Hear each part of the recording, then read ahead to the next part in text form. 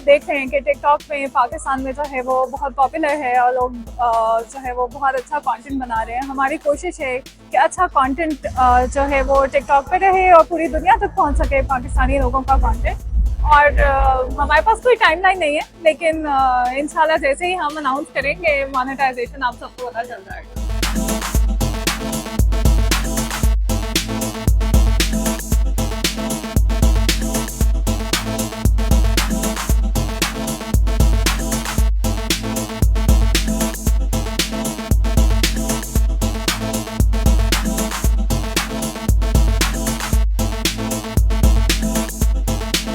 TikTok का ये बहुत अच्छा इवेंट है। हमारे यहाँ ये होता है कि शायद टिकटॉक को सिर्फ इंटरटेनमेंट के लिए ही आप यूज़ कर सकते हैं या कंज्यूम कर सकते हैं, लेकिन अब ट्रेंड चेंज हो गया। टिकटॉक को आप अच्छे पर्पस के लिए भी यूज़ कर सकते हैं और इसके अलावा एक इंफॉर्मेशन का सोर्स है। लोग इससे अच्छा एक रेवेन्यू का सोर्स है और इससे आप जो है अपने कल्चर को प्रमोट कर सकते हैं। आप एजुकेशनल और इंफॉर्मेशनल कंटेंट के लिए भी यूज़ कर सकते हैं। तो आई थिंक ये हम पे जिम्मेदारी है हम सब पे कि अच्छे तरीके से यूज़ करें।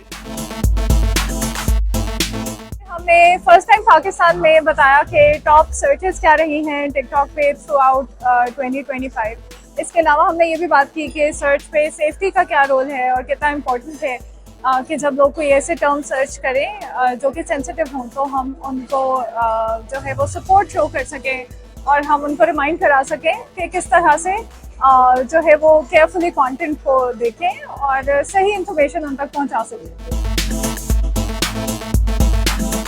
बेसिक मकसद आज के इवेंट का था आप लोगों को बताना, अपने मीडिया गेस्ट को बताना कि टिकटॉक के अंदर जितनी इंपॉर्टेंस एज का कंज्यूमर्स या कंटेंट क्रिएटर्स आप फॉर यू फीड को देते हैं, उतनी ही इंपॉर्टेंट सर्च ऑन टिकटॉक की है।